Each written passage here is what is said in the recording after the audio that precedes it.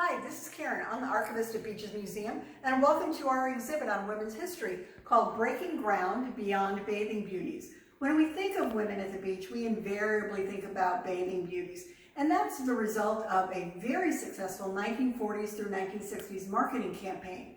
We think of women with the upstyled coiffures, the high-waisted two-piece bathing suits, and invariably the white pumps on their feet. But in fact, women came to the beaches for economic opportunity and freedom from the social restrictions of larger society. They came here with determination and persistence. Let's go in and hear their stories. Eleanor herself talked about the difficulties of living and cooking for a family while living in tents. She recalled, adjoining the living tent was a palmetto kitchen, and when it rained, I had to cook enough food for several days to last until the skies cleared again. My husband's boss came to dinner one night with us and asked my husband, why did he not put a tight roof on the kitchen? My husband replied, well, when it's raining, I can't, and when it's dry, we don't need it. Now, Eleanor was not the only one who was out here very early.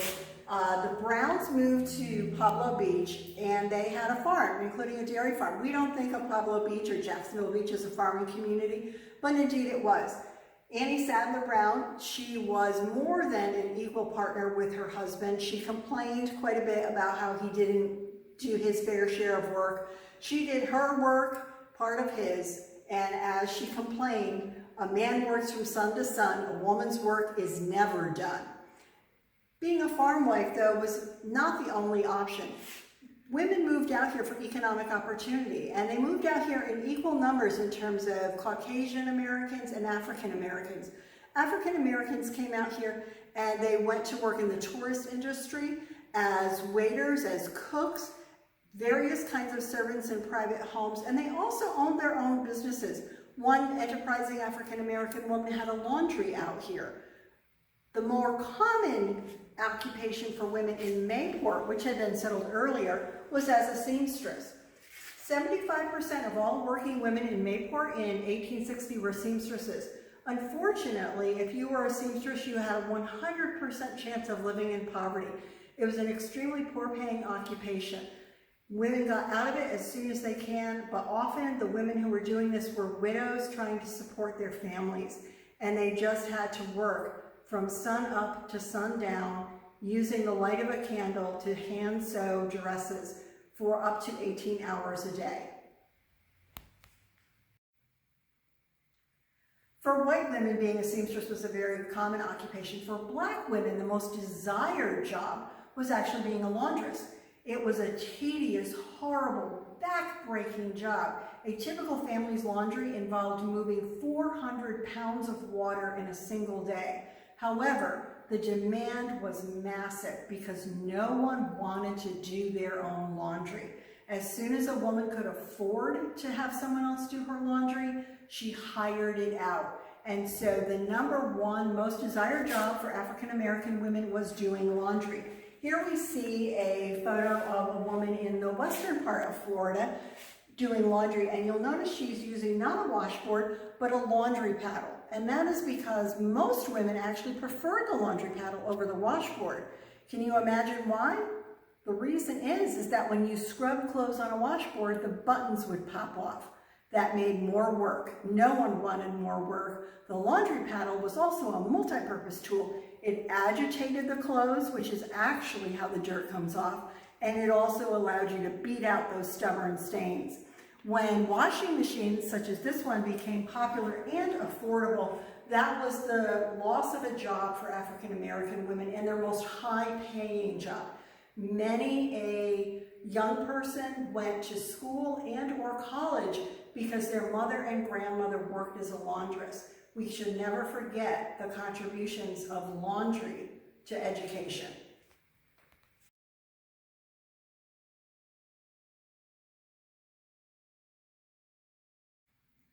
As I mentioned a few minutes ago, women came to the beaches for economic opportunity. Lots of women came here to open businesses, and it might be boarding houses, it might be restaurants, it might be to buy and sell real estate.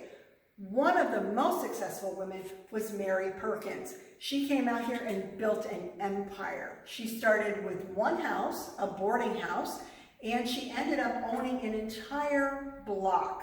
She owned a hotel, a bathhouse, and a restaurant. She had immense power in this town. If Mary Perkins wanted something done, it got done. In 1919, for example, she traveled to Atlantic City, New Jersey to learn how the boardwalk there functioned and what attracted tourists, and came back here and helped plan what became the Jacksonville Beach Boardwalk. Never discount a determined woman, and Mary Perkins was determined.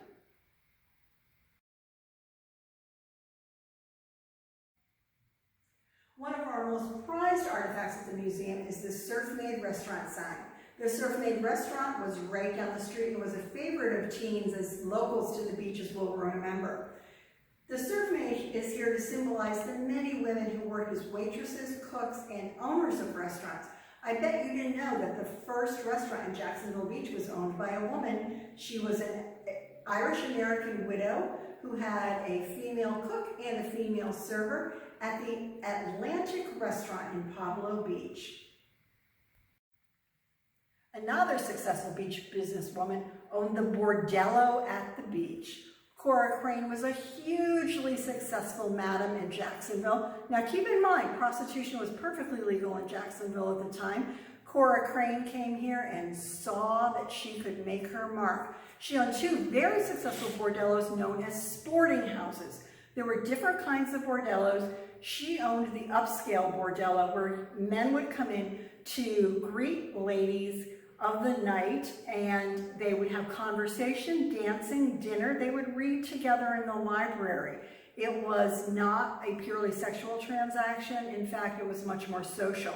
Cora Crane, like other women, thought, I can make a mint at the beach. She came out, opened a beachside bordello called Palmetto Lodge up the road at 9th Avenue North and the beach. It was invitation only for weekend parties.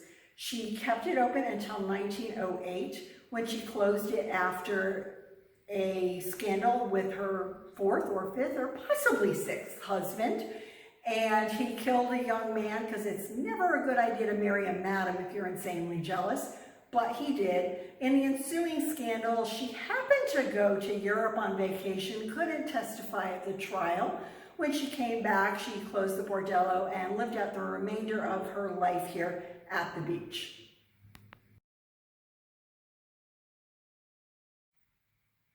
As I said before, women came to the beach for economic opportunities. They did not stop there, though. It was all about civic improvement in their spare time.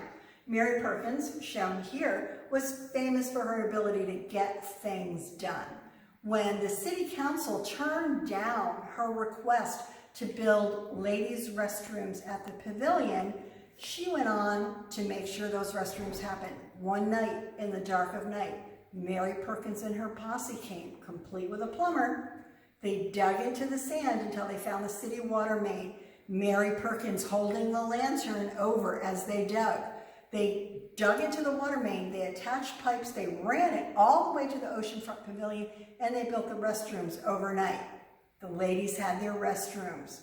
Similarly, the garden club. When we think of the garden club, we think of ladies who lunch in flowered hats and garden shows. But the ladies of the Garden Club of Neptune Beach had a much more assertive style, shall we say, when it came to civic beautification. There was at the time a milk bottle-shaped billboard in Neptune Beach that was considered an eyesore. The ladies wanted that eyesore gone.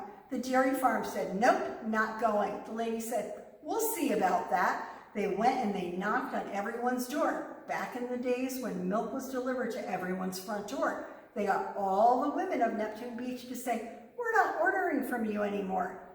In less than a week, that billboard was gone. Similarly, Janie Simmons Carver, who is shown in this picture, she had been a longtime advocate for the African American community, and she had argued that the youth of the African American community deserved a pool. Now keep in mind, they were not allowed to use the beach. And in Florida in the summer, we all want access to a pool. She and others worked tirelessly until they opened a youth center here in Jacksonville Beach, and here she is cutting the ribbon. In 1920, the Jacksonville Beach City Council passed several purity ordinances designed at improving the morality of visitors to the beach. The first one was about the length of bathing suits. Although men were included in the ordinance was aimed at women's bathing suits. What had happened was the long-skirted, lightweight, dress-like bathing suits were losing ground to shockingly form-fitting wool bathing suits. Here we see the proper bathing suit and the improper bathing suit. They passed an ordinance requiring that the bathing suit had to be within 4 inches of the knee. In order to enforce this, they hired the first woman police officer in Jacksonville Beach.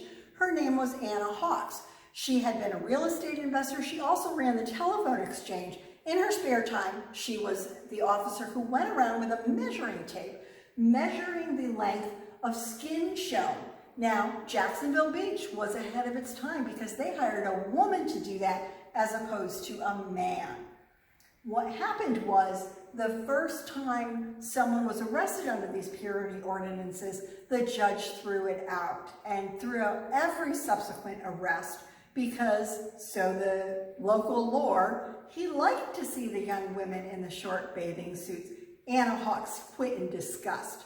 Now, we're lucky the local paper talks about what led to these ordinances. And the reason for this was one particular Sunday, a quote-unquote empty-headed blonde came to the beach and wore a bathing suit several sizes too small and made a spectacle of herself.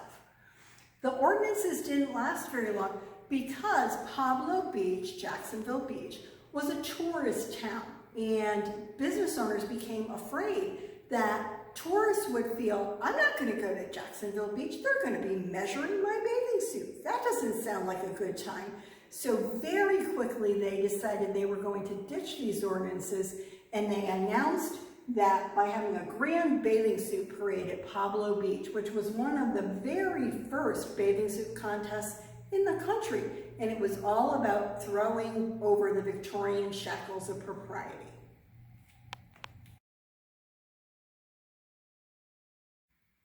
Another woman who had no trouble going after what she wanted was Elizabeth Stark of Mayport.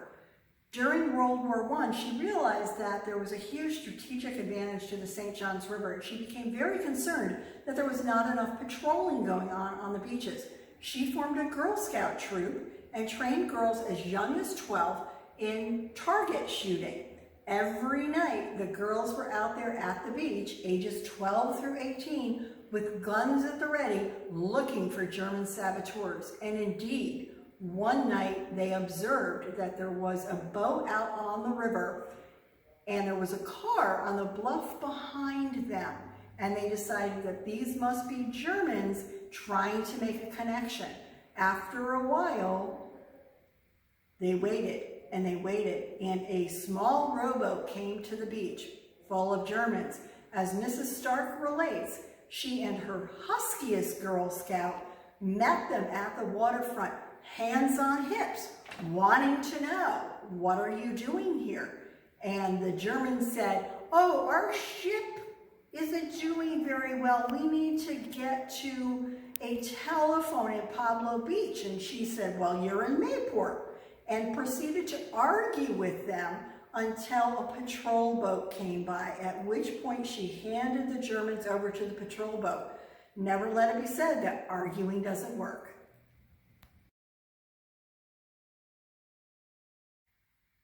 For all of the concerns some beach women had about purity ordinances and keeping things clean and on the straight and narrow, other women at the beach saw the sin aspect of Jacksonville Beach tourist areas as an economic opportunity. During the Prohibition era, 2 women opened a speakeasy just a few blocks south of us, where they served homebrew and moonshine in teacups. You drank it on the front porch, and the admonition was, keep it quiet out there so you don't bother the polecats that live underneath.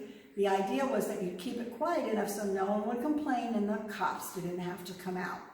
Now, Rosalie Corey, she opened the first gay bar at the beach in the 1960s. We know it was a gay bar because she happened to tell us at the museum it was. We also know that because the State Archives have records of the Johns Committee, which was tasked with persecuting gay bars on the idea of looking for gay and lesbian teachers and professors. It was all about persecution. Now, eventually the city closed down Rosalie's as part of a development campaign. She sued the city and won $135,000. So again, there was opportunity to make some money at the beach. Women were highly concerned with their children's education and with their faith community at the beach. 2 women founded churches, in fact. One of them was Rhoda Martin.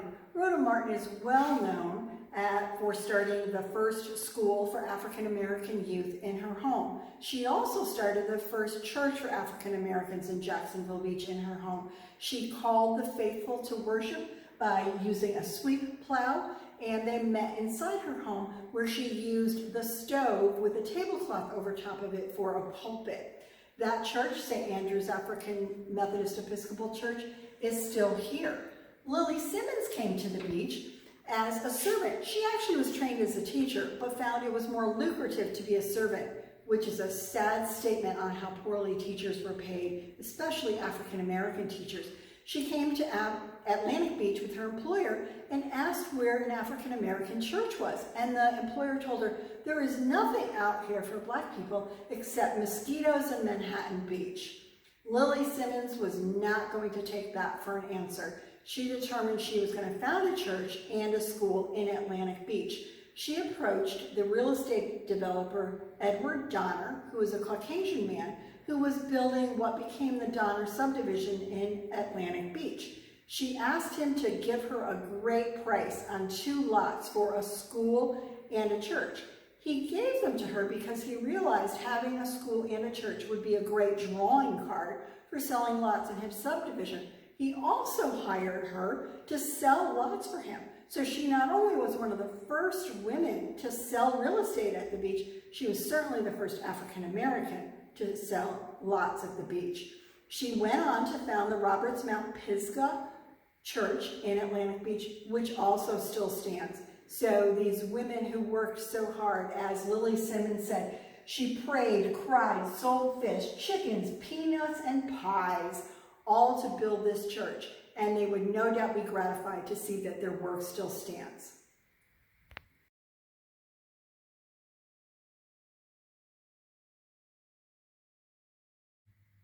You've probably heard the phrase, winners write history. In fact, that's not true. Who really writes history are the people who save the stuff of history. The stuff of history are scrapbooks and letters and photographs, all of the things that are up in our grandma's attic or our dresser drawers. But without that stuff of history, we can't write it. And who saves the stuff of history? It's women. And especially at the beach, who wrote the earliest stories of history? It was women. They often wrote it in newspaper columns, or, for example, the story about Mary Perkins and the Lantern was buried deep inside a book of poetry published by the Jacksonville Beach Women's Club. We have to thank these women for our knowledge, not only of women's history, but of beach history. So the savers write history. They tell the story. There's a famous quotation from Doctor Who that says, in the end, we're all just stories. Make it a good one. So we have to ask ourselves, what is our story? What is this woman's story? We have this painting in the museum. Somebody paid to have a painting made, to have it framed, saved it. We don't know who she is or where she came from. So ask yourself, are you in the narrative? What's your story? Who's going to tell your story? Who's going to tell your story?